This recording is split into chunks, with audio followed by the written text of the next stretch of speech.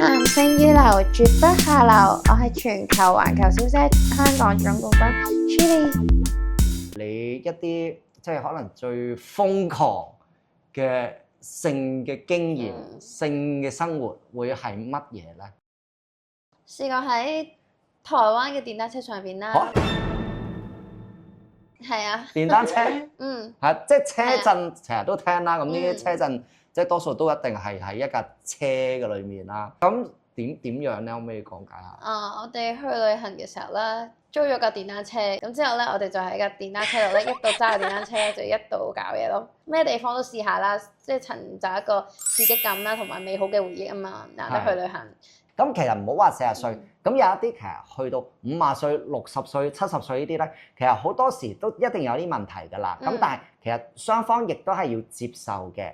咁如果有咁嘅情況咧，其實亦都可以用手啊、口啊呢啲去到幫助去輔助嘅喎。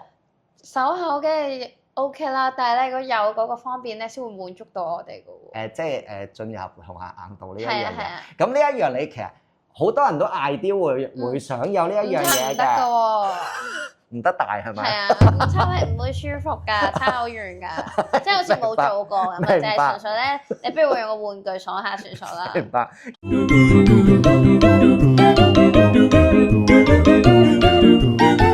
Hello， 大家好，歡迎大家再次嚟到談性如流嘅節目，我係竹子中醫嘅高級治療師 Abel 啊，我哋今日請到，咪住，訂咗我哋熊貓醫師 channel 未咧？如果未訂閱嘅話咧，就記得立即訂閱啦！想睇更加多嘅靚女介紹性健康咧，立即要訂閱我哋嘅熊貓醫師 channel 啦！唔該晒你啊 Chilli， 咁咧其實都恭喜你啦，啱啱攞咗環球小姐嘅香港區嘅總冠軍係咁其實都你都幾你之前好似都有選過，例如港姐啊，其他嘅選美嘅盛事嘅喎。係啊。其實好唔好玩咧選美？其實都好好玩嘅，攞到好多嘅唔同嘅幕前嘅經驗咯。係。咁其實你咁多嘅選美咧，其實亦都會唔會幫助你去認識異性啊？其實都會㗎，即係會識到更加多優質嘅異性嘅。係，即係其實例如可能介紹你出嚟嘅時候，啊呢個我個 friend 環球小姐冠軍咁啲男人可能就已經哇 OK 喎，喂有名銜點都要識下喎，會唔會有咁嘅情況？好多男人都係㗎。明白。咁其實你都會即係所以你可能你嘅戀愛嘅經驗，即係因此你嘅戀愛經驗都會比較豐富啲喎，係嘛？其實我就讀緊書嘅時候就已經有拍拖嘅經驗嘅。係，即係都係上年前2年嘅事啦。早排嘅事啦。早排嘅事。咁咧其實都想了解下咧，其實你咁多拍拖嘅經驗咧，可唔可以同大家分享下你嘅戀愛經歷啊？即係例如嗰啲最長幾長啊，最短啊幾短啊？呢啲會唔會都有啊？即係爭好遠嘅。可以啊，即係如果講短先啦，即係個短咧，其實咧就短到好誇張嘅，就係咧一隻手指咧咁幼㗎，都唔知點解可以。邊一隻手指？即係呢隻手指或者再長少少嘅幼度。係啊，第2、3隻手指咁幼。係長度。咦，咁你好嘅幼度。係啊，已經係最少㗎啦。係。如果我遇到。咁呢個係男朋友。係啊，男朋友嚟嘅。咁一齊咗幾耐啊？一齊咗冇幾耐就分咗手啦。因為乜嘢分手啊？其實一齊咗一段時間，我哋先會上床嘅。咁但係之後試咗之後唔啱咧，就覺得就分手咯。就係因為呢一樣嘢而分手。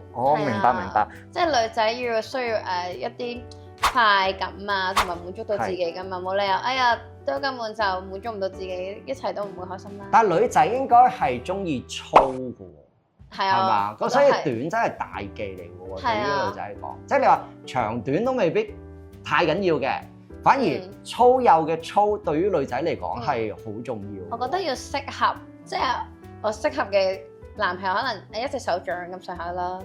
即係大約正常14cm 度，係嘛？14-15cm 度。係咪正常嘅呢個 size？係正常，其實乜都正常嘅，睇個對手嘅喜好嘅啫，係啦，即係。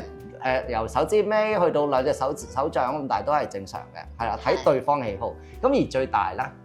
最大啊，我都唔記得喎，大概多一隻手男人嘅手掌咁大。哇！一隻手掌咁大。係啊係啊係。係，因為我記得好似我講過話2隻手掌咁大。係啊，即我因為我隻手比較細，有啲男嘅手係比較大嘅。係。係啦，就會長啲咁咯。咁即係幾長2隻手掌啊？定1隻手掌啊？一隻多啲，即係我嘅2隻啩。即係大約20 cm。差唔多啦。哦，OK，咁其實太長又點咧？係咪呢一個就男朋友嚟嘅？啊？要就住你。我就住你。係，咁呢個反而係拍得耐啲係咪？都行咗好幾年㗎啦。都行咗都享受咗好幾年㗎啦。係啊。係，咁你會唔會覺得你嘅即係保持一個感情嘅關係，保持穩定啦。係啊。咁都好需要係呢一樣嘢加喺裡面。係啊，即係你唔會即係你亂咁周圍試咯，就冇咁嘅興趣咯。係。反正我揾另一個你係啱嘅就可以長久啦。明白。咁其實如果想了解下，例如你一啲即係可能最瘋狂嘅性嘅經驗、性嘅生活會係乜嘢咧？試過喺台灣嘅電單車上邊啦。係啊。電單車。即係車震，成日都聽啦。咁呢啲車震，即係多數都一定係喺一架車嘅裏面啦。咁電單車正所謂皮包骨、皮包鐵。皮包鐵喎。咁點樣咧？可唔可以講解下？我哋去旅行嘅時候咧，租咗架電單車，然之後咧，我哋就揸咗一個有山有水嘅地方啦，個環境都幾靚嘅。之後咧，咁咧就因為都行咗好幾年嘅男朋友，咁就覺得咩地方都試下啦，即係尋找一個刺激感啦，同埋美好嘅回憶啊嘛，難得去旅行。咁之後咧，我哋就喺架電單車度咧，一度揸架電單車就一度搞嘢咯。咁我就坐前邊嘅。喺台灣邊度啊？隔離會唔會有車經過咁嗰啲？有人經過嘅。唔知嘅。因為我着條裙都比較長啲，所以。但係你條裙喺後面搲咗上嚟㗎嘛？我唔知人哋知唔知喎，佢喺度 enjoy 緊。正常女仔着裙如果坐電單車，應該你長裙啫嘛，咁應該成條咁樣落到去呢邊咁樣㗎嘛？你所以睇特登冇着底褲嘅。特登冇着底褲。即係準備嗰次係準備咗。係啊。大家坐電單車之前就已經傾過不如我哋試下咁樣啦。係啊。係啦，咁但係心急啦已經，就好開心啊想要啦，係啦可以咁做啦。但係點樣係坐緊電單車？佢喺後面，咁跟住就架車剎掣就整一嘢，定係枕住都點解咁貴嘅？佢又揸車喺度揸車喺度褪前褪後。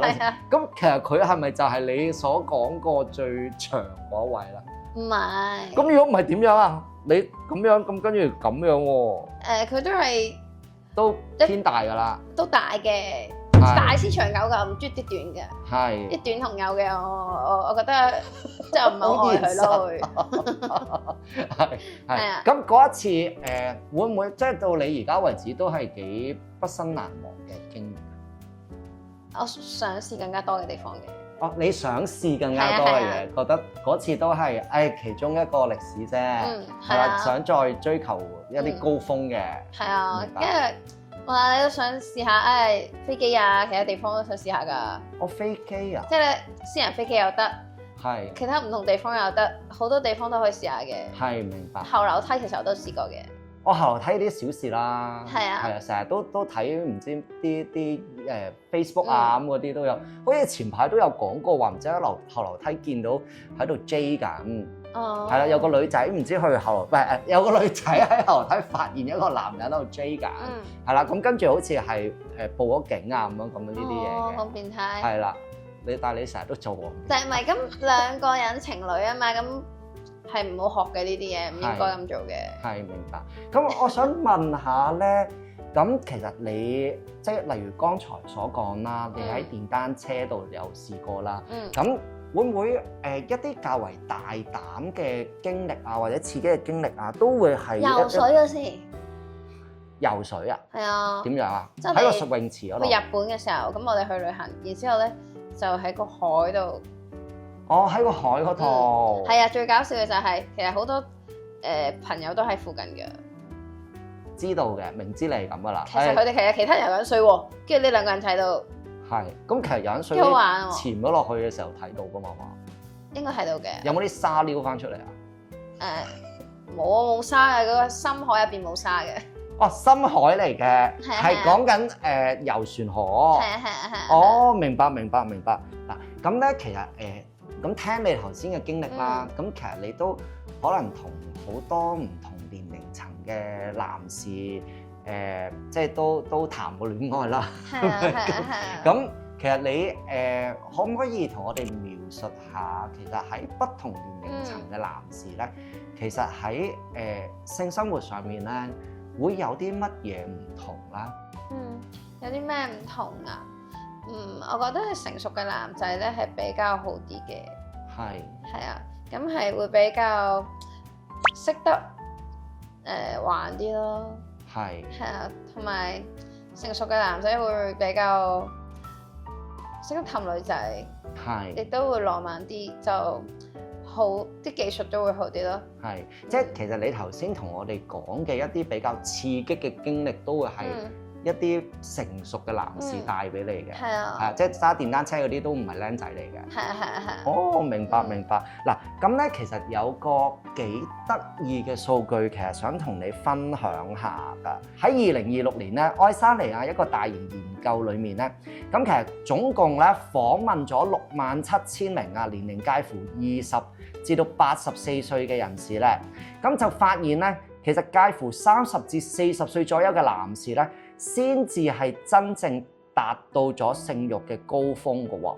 咁同以往咧，其實認為男士喺性慾嘅高峰咧係20至到30歲咧，個結果係令到人咧係即係其實都我哋一向諗咧都會係20至到30歲嘅男士就性慾比較多啦。咁但係真係呢一個最近期嘅訪問咧，就真係顛倒咗我哋。其實幾多歲係比較多？30至到40歲咯。係啊，係會較為個正啲喎咁樣。係啊，會較為個慾火係會大家只會要識揀啊。係啦，要識揀啊。另外呢個調查亦都發現咧，40歲左右嘅男士咧，佢哋嘅性慾咧都依然係好強啊。但係咧就會更加着重喺性交過程裡面嘅質素啦，係多於嗰個數量，即係重質不重量。係啦。另外咧，就喺多個唔同嘅調查項目裏面咧，發現咧一啲50歲以上嘅男士咧，反而佢哋得到性滿足咧嘅機會係更高嘅喎。係啦，原因係啲乜嘢咧？就係因為咧，佢哋其實比較有性智慧啊，即係 sexual wisdom 啊。其實咩叫性智慧咧？就係佢哋嘅經驗會較為豐富啦，懂得溝通啦，較少表現得焦慮啦。咁另外咧就更加係了解同伴侶之間大家嘅互相需要啲乜嘢喎，更加重視個質量多於個數量。咁所以咧，其實如果女士咧係想得到一啲較為高質嘅性生活咧，其實可以考慮下同一啲比較成熟型嘅男士發展一下嘅喎。大家識唔識喺性方面同另一半溝通得更加好咧？不妨咧喺我哋留言區話俾我哋聽啦。咁我就好奇啦，50歲到60歲嘅夫婦，佢哋仲有性愛？咁梗係有啦。係咯，唔應該唔係好掂嘅咩？係啊，點解會冇咧？係咁咧，喺2007年咧，美國有一個研究數據喎。咁其實佢訪問咗咧3000名啊57至到85歲嘅人士啦，咁就得出一個結論咧，喺57歲至到64歲裏面咧，其實有73% 係仲有性生活嘅。咁佢哋可以 keep 到幾耐咧？呢啲性生活好耐㗎，因為仲有嘛。65至到74歲咧，就變咗53% 啦。哦，係啦。咁而去到75至85歲都有㗎喎。係啦，咁佢哋就仲會有26% 嘅夫婦仍然 active 喺性生活上面嘅。咁其實有伴侶嘅人咧，活躍嘅比例係會更高嘅。係啦，咁活躍者當中咧，其實不少仍會有。例如口交啊，或者係手部啊咁呢啲，咁因為其實可能有時年紀大咗少少咧，咁男士女士都未必可以進行到一個即係進入嘅一個性行為啦。咁而我哋嘅中國咧都有一啲研究報告嘅喎。嗱，喺2023年咧，中國一個研究報告指出咧，其實佢哋問咗大約3000名平均年齡介乎60歲附近嘅長者嘅，咁過去1年咧，其實有性生活嘅比例咧就係男士就仲會有46.8% 啦，女士就會有40.7% 嘅。有性生活嘅人士裏面咧，其實佢哋有73% 咧係感到十分滿意嘅，同埋啊另一邊廂個健康。佢哋有性生活嘅人士個健康係比較好啦，咁同埋同伴侶嘅溝通亦都比較好，活躍度亦都更加高㗎。咁其實男人嘅保健都好重要喎。哦，其實保健即係你可以咁講啦，其實佢哋有性生活，亦都係一個保健之一嚟㗎。因為其實性生活真係同時亦都係個帶氧運動嚟㗎嘛。會開心好多咯。係啊，會開心好多㗎。嗱，咁咧同時咧，其實佢哋有性生活嘅人士咧，佢哋個健康亦都會比較好嘅喎。係啊，咁其實咧，喺身同心咧都會有幫助嘅。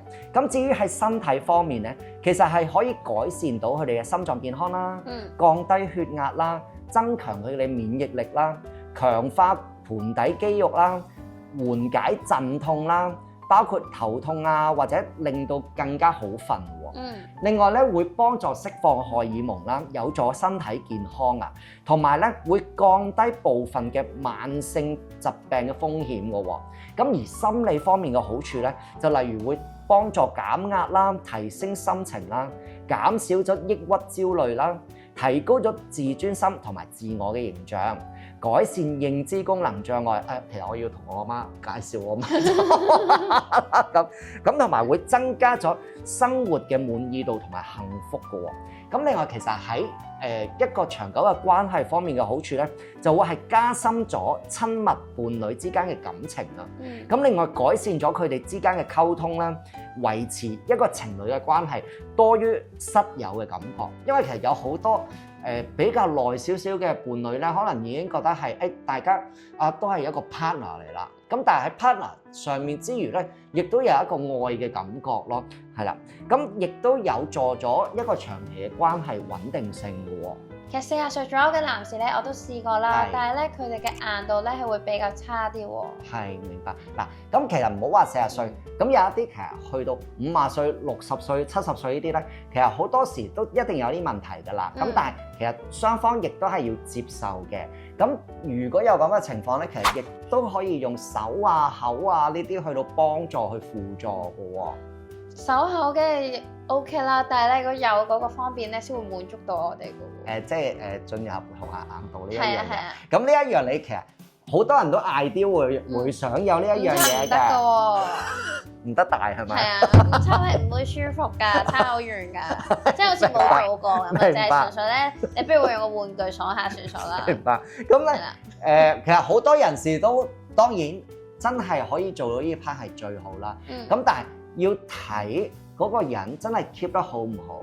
咁其實如果佢哋平時係比較多做帶氧運動，例如一啲跑步啊、游水啊呢啲，咁其實我哋見我哋自己本身診所好多 patient 上嚟咧，咁就算佢去到可能50歲啊、60歲啊呢啲情況咧，個身體都 keep 得好 fit 嘅。咁但係頂多即係可能個硬度會差少少啦。咁但係咧，其實最好本身個人真係做多啲帶氧運動咯，因為其實促進血液循環，其實好簡單個道理。其實陰莖嘅勃起咧，其實都係一啲血液流動啊，點樣可以充血做到。咁而帶氧運動咧，就正正幫助促成你個血液循環會行得更好咯。咁至於有一啲人士，佢哋真係可能我 offer 唔到時間去做呢啲帶氧運動啊，點算好咧？咁其實現代嘅醫學咧，即係其實都會有好多儀器咧，即係俾一啲懶人去做嘅。咁其實可能瞓喺度啊，坐喺度啊，咁其實已經可以做到呢一個效果啦。咁但係最好，其實你哋睇緊呢個 channel 嘅你哋，就算話我而家都唔係50歲、60歲，我都唔使諗呢啲嘢啦。咁但係咧，其實大家都要面對呢個問題。所以如果你哋真係 offer 到時間，最好都係去做下一啲帶氧運動，呢樣係真係好幫助嘅。咁咧頭先咧提及過現代科學嘅治療啦，咁咧要治療幾耐咧？嗱，咁其實呢個係好因人而異嘅嘢，係啦。咁你話我頭先 mention 過啦，我哋有啲 patient 其實都 keep 得好好啦，佢哋自己都會長期去做帶氧運動啦。其實例如一個 case 好似係 around 60歲度嘅，咁其實佢真係長期都會有做帶氧運動，咁可能 final 出嚟嘅情況係因為真係都年紀大啦，可能喺個硬度嗰度會爭咗啲，或者係有時失手嘅情況。咁呢啲咧，其實我哋大約咧都會用翻可能3至4個月，開頭係會好 regular 咁去操佢，咁但係咧去到操到一啲成績出嚟喎，操到一啲成績出嚟，其實佢之後都要 keep 住去做咯，係啊，咁所以你問我要幾耐啊？咁例如真係呢啲咁 fit 嘅長期做運動嘅人，其實佢短極都3至4個月到啦。咁但係當然如果個年紀年輕啲、後生啲嘅話咧，係會更加短時間嘅，係啦。咁當然亦都要睇情況，如果佢配合埋中藥，因為其實有好多原因去促使佢唔夠硬啊，或者係有時失手啊呢啲咁嘅情況嘅，咁要睇翻佢真實嘅狀況係點樣咯，係啦。哇！咁我一定要同我成熟啲嘅男仔朋友分享下啦。嗱，其實唔係淨係成熟嘅男仔朋友，其實係就算一啲比較年輕嘅男仔，你都係要同佢分享呢一件事，係啊，因為其實大家遲早都係要面對呢個問題。其實越早去做保養，其實佢真係去面對呢一個性功能障礙嘅機會係越細嘅，係啦。咁所以即係做運動咁 keep 得耐啲，係啦，會 keep 得耐啲。其實無論20零30歲，都係要同佢分享咯，係啊。啱啊，因為有啲年輕嘅都會有失手嘅時候。你都有面對過啦，係咪？咁 Julia 嚟到呢度，你仲有冇其他問題問我咧？我就冇咩問題啦，大家有咩問題可以留言欄話俾我哋聽。如果你哋有咩性功能障礙等等嘅問題，都係留言區話俾我哋知㗎。